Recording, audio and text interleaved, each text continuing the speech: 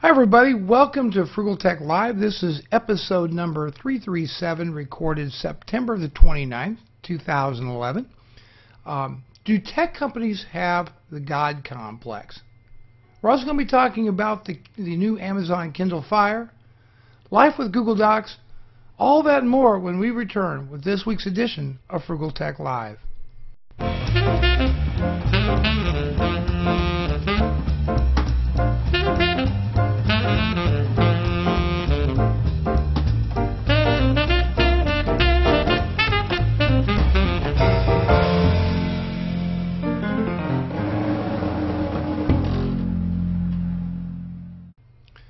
And welcome everybody. Thank you all for coming out tonight and joining us, and it's always a pleasure. This is our second broadcast since we returned from our summer hiatus, and we're so pleased you could join us and spend a little bit of time with us this evening.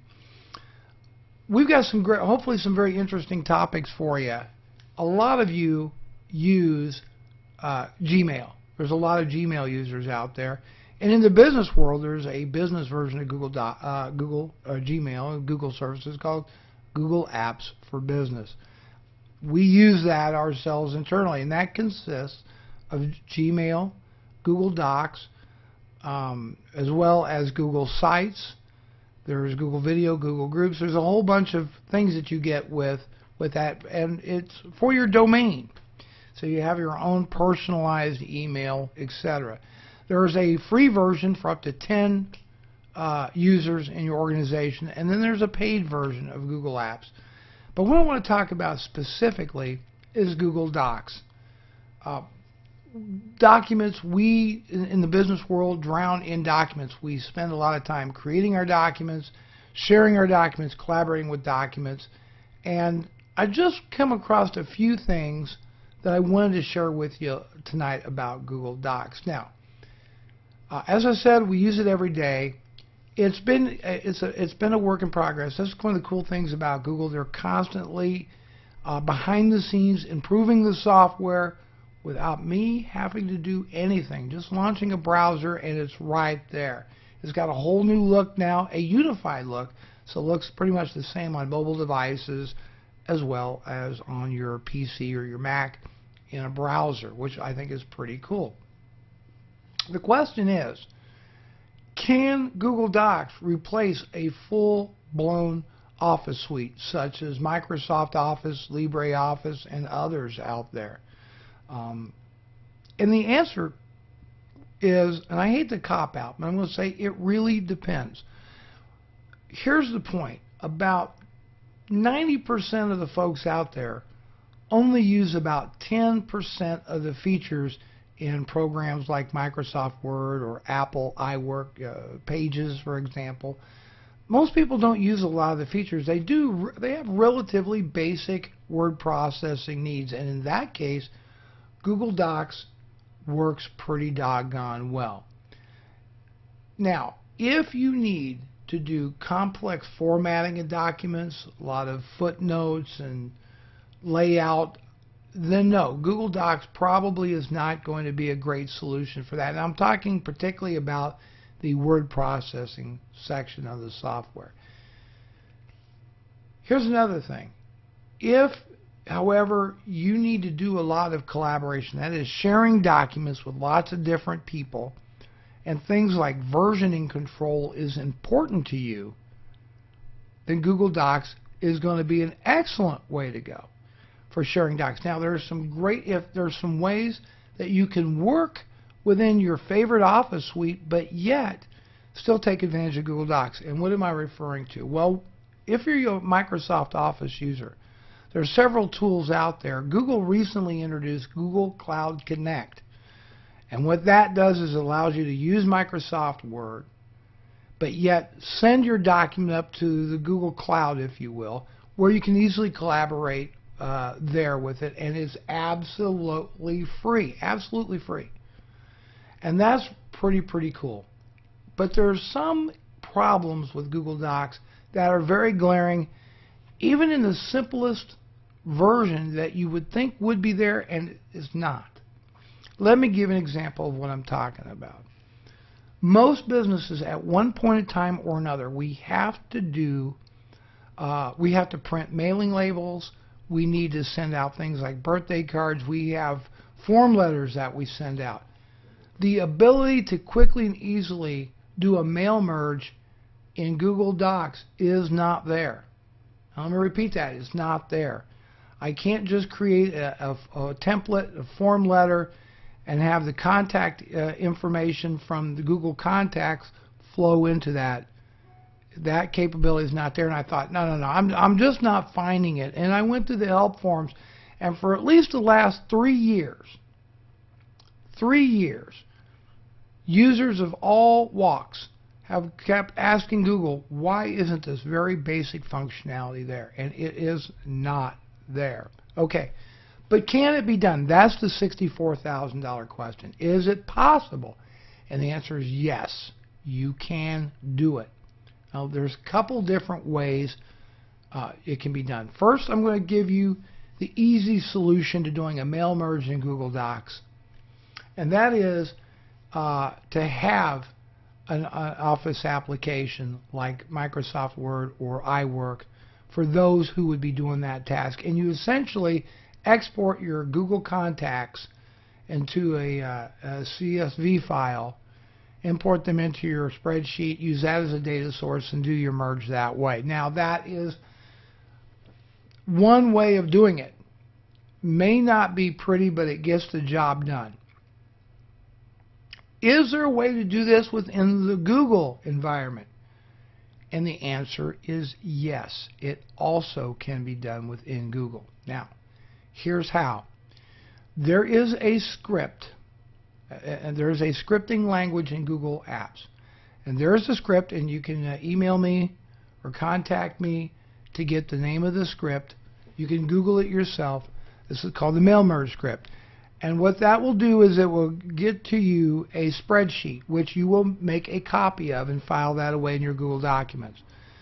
From there, you basically group your contacts that you want to mail merge to into a group, and then you authorize the script to run.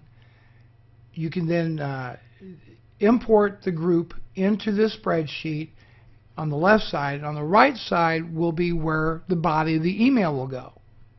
All right. And by the way, Google Apps will also tell you the script how many emails you can send this particular day. By the way, Google Apps has a hard-coded limit on the number of outbound emails any individual can use. Or if you're using the free version, it's no more than 500 emails a day. If you're using the paid version, one user can send out up to 2,000 emails a day. That's good to know. That's a little something I'm sharing with you that a lot of people may not be aware of. Okay. You can also create an HTML email there, and I found a site called ctrlq.org, controlq.org, or controlq.org, and from there you can create an HTML email. You put in your Twitter badge or YouTube icon, all that. Then you can get the code and copy and paste it into this spreadsheet and do a rich HTML email. And from there, you just simply press a button and Google Apps will start doing an email merge, and out it goes. Now, this is not the same thing as doing a printed mail merge. For a printed mail merge, it looks to me the best way to go is for somebody in the office to have a copy of either Microsoft Word or iWork Pages or even LibreOffice. Export your contacts that way. I'm hoping that Google will wise up and make an easy way to connect Google Docs directly to Google Contacts to make the two work better together as we use it more and more and more and find more and more uses for Google Docs. At least I'm sharing with you how to do an email merge in Google Docs and what you need to do as far as a form letter. And unfortunately, Google has, well, they've not fixed that. They've not addressed this very basic functionality in 3 years. I find that kind of disappointing in the product. We're going to look and see if Office 365, the cloud-based version of Word and Excel, will allow you to do a mail merge? I don't know, but we're going to find out. Listen, we got a lot more of the show coming up, so don't go away. We'll be right back with more Frugal Tech Live. GFI software provides a single source for networking, security, monitoring, and hosted IT solutions for small to medium enterprises. GFI's extensive suite of award-winning on-premise solutions includes anti-spam, email security, email archiving, endpoint antivirus, centrally managed backup, event log management, server-based faxing, network monitoring, removable device control, vulnerability scanning and patch management, and web filtering and security. GFI also offers a suite of hosted solutions including email security and continuity, frontline email defense, and monitoring and remote management. With award-winning technology, an aggressive pricing strategy, and a strong focus on the unique requirements of small to medium-sized enterprises, GFI software can satisfy your needs on a global scale. Please visit us online at www.gfi.com.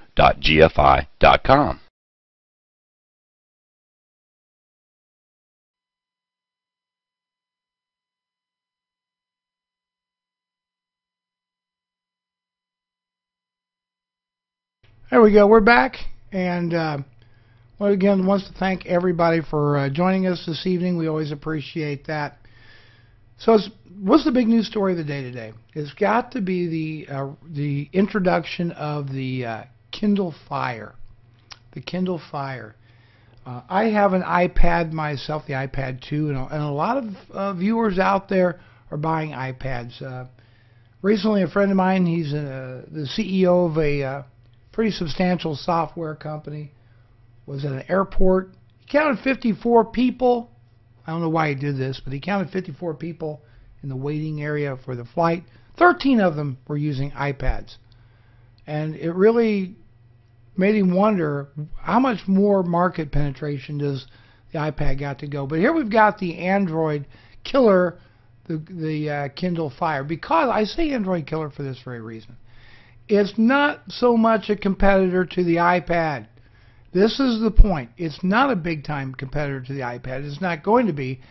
I see it rather a big competitor to the Android tablets. Now, why is that? Well, let's go back to a little bit of time. We remember the big fire sale that HP had for the touchpads. Remember, $99? People were going crazy trying to snap these things up. Well, that showed that the public has a big-time interest in low-priced machines. And it appears that somewhere between $100 to $150 is the magic number for a lot of people to pull the trigger on some type of tablet device. Amazon's got a theory, and this is older than dirt in sales. Maybe you've heard this before, or maybe you haven't. And that is, give away the razor and make your money off of razor blades. In other words, Amazon is going to lose, this is an estimate, initial estimate, they're going to lose around $50 for every Kindle Fire they sell. They're going to go in the hole, $50 every one that goes out the door.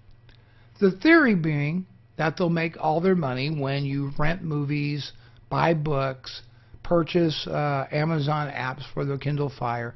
That's where they're going to make their money. So in that sense, it's going to be a very, very smart move in Amazon's case. The price is certainly attractive. You see, here's the problem. Companies like Samsung and others, the Galaxy Tab, HP, so forth, all these companies that's making tablets, Android tablets, what are they trying to accomplish?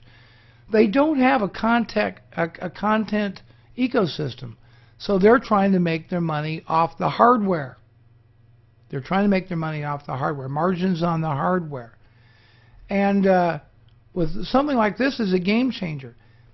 The market for the iPad's a little bit differently. You're not going to get into an iPad unless you pay a minimum entry fee of $500, and they've already got a market. They've got an ecosystem. They've got a great app store in place. They're way, way ahead of the curve.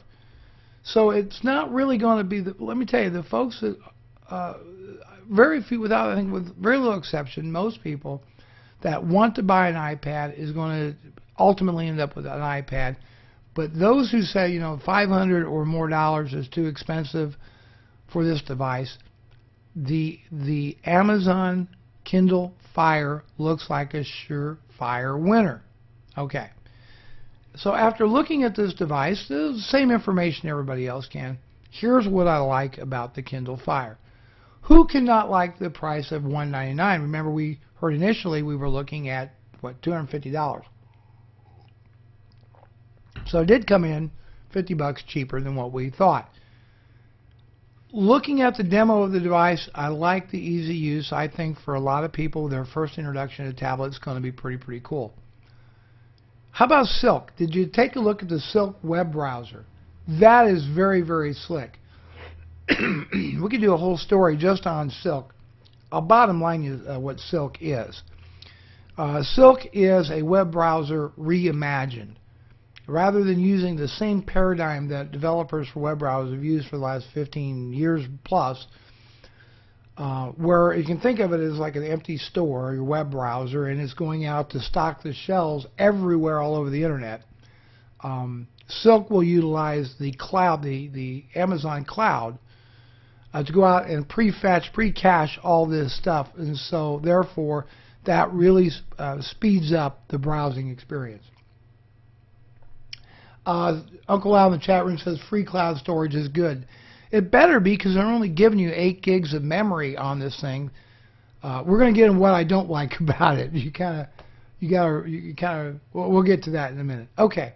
I think Silk is brilliant. By the way, apparently Amazon's thinking more about Silk than just using it on the Fire. By the way, they've registered I think Mac Silk, Windows Silk, etc. We may see a Silk browser released to go out and compete against Chrome and others. We'll see about that. It's got a gorgeous color display.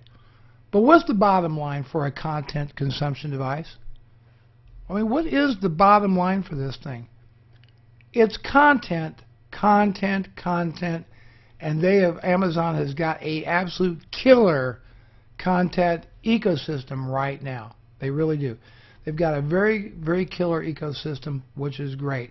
By the way, when you order a Amazon Kindle Fire, it's automatically pre-configured and linked to your Amazon account. Better hope that it gets to the right person, folks, when they ship the thing.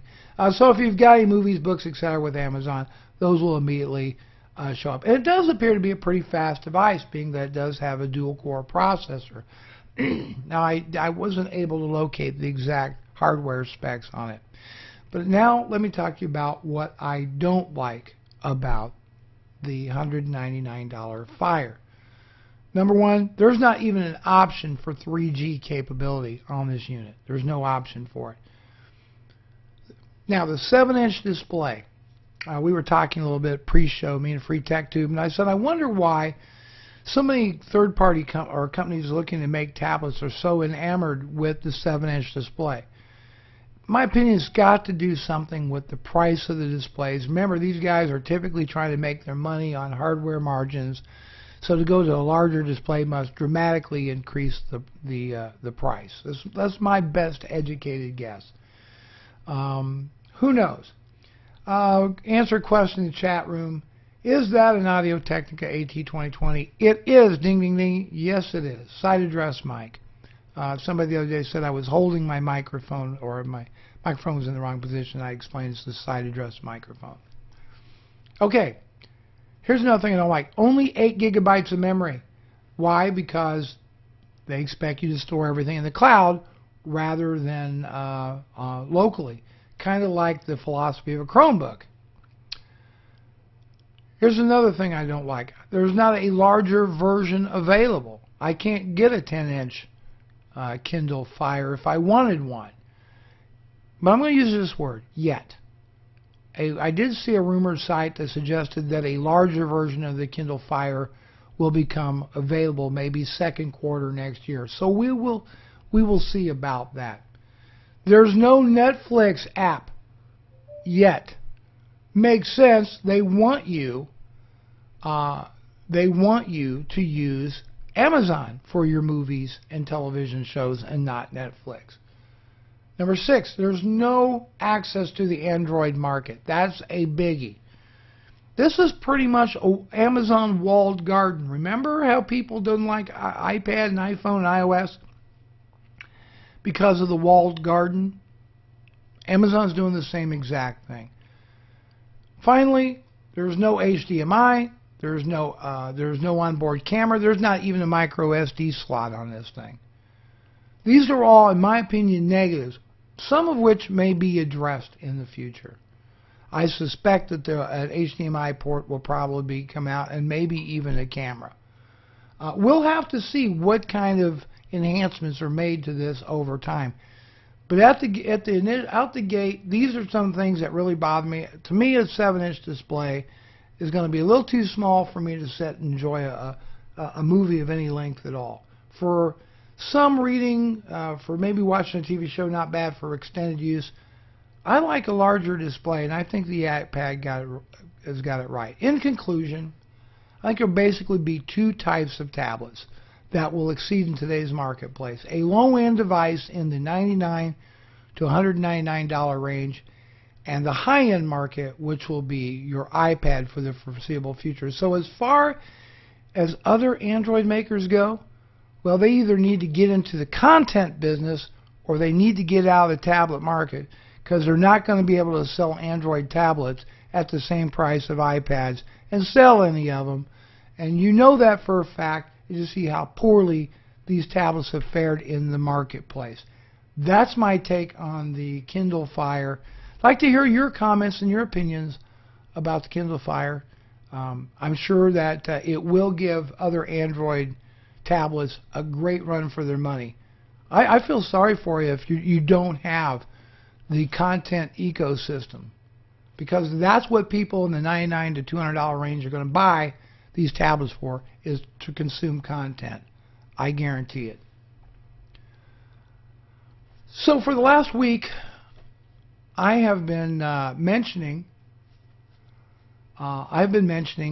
this topic, and I wanted to share it with everybody. This is probably one of the things that we talk about on this program that maybe other tech shows don't talk about. I saw I'm a big fan. I gotta say, I'm a big fan of TED, TED, which is a annual conference where some of the most intelligent, and I'm talking scary smart people in the world, speak about various topics from science and health and education, all kinds of things. And I was watching a video on there from a gentleman by the name of Tim Harford, and he discussed a topic called trial and error and the God complex. And that got me to thinking, does IT companies suffer from the God complex? Do tech companies in general suffer from the God complex? Now, this video from TED is really enlightening, and it made me think about this, and maybe it will you too. Essentially, the whole point of the video is it boils down to two different ways we solve complex problems. One is very simple, so simple that you're going to say, well, that's just common sense. But it's called trial and error. The second way we solve complex problems is we utilize gods. And gods being defined as experts in their field. Some examples can be doctors, politicians, mathematicians, engineers, and so on. So here we are in a world of billions, and I mean billions, of products and services all over the world, a world so complex, we really don't understand how it all operates. We really can't figure it out because it's simply overwhelming to us. Give me an example. Take a human child, an infant. We'd call that, and some of us call it a miracle, whatever. But the bottom line is, that is such a complex thing that we're not, even with the technology we have today, we have no way to create that kind of complex life. But nature did. And if you subscribe to evolution, then you'll subscribe to the theory of natural selection, which is Mother Nature's way of trial and error until we evolve to where we're at today, and probably will continue to evolve. That's kind of the concept there. Guess what? In technology, we have some extremely complex system, none of which, of course, are as complex as a human child, but if you look at the current state of things, we're also seeing a form of natural selection taking place right now. We see it in business every day. About 10% of all businesses in America.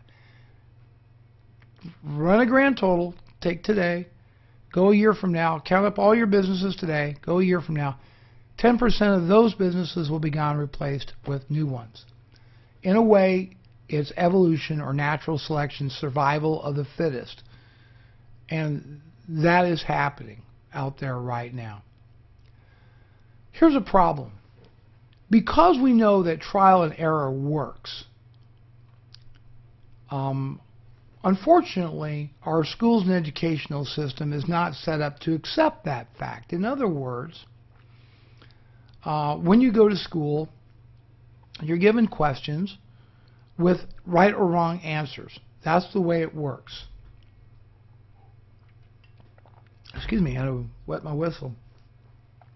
What is not happening in the schools is there's no one standing in the corner saying, you know what, there's problems out there that doesn't have right or wrong answers. And we've got our kids afraid of making mistakes. Even if they're good mistakes. There's no such thing as a good mistake in the educational world. And these people go on to various professions, whether they become doctors, nurses, lawyers, engineers, mathematicians, software engineers.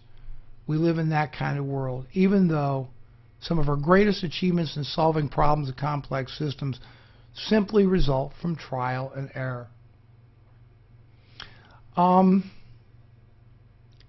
Look at the IT world right now. I see a lot of individuals, I won't say a lot, but I see too many who see themselves as gods.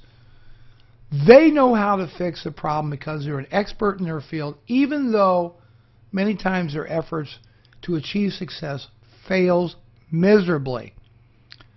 I have seen totally botched, for example, CRM or an ERP installations or implementations and other large-scale IT projects, all the way down to consumer software, fail miserably because they hired a god, a supposed expert, and said, this is the way it's done, I know best, there is no question in my mind this is the right answer.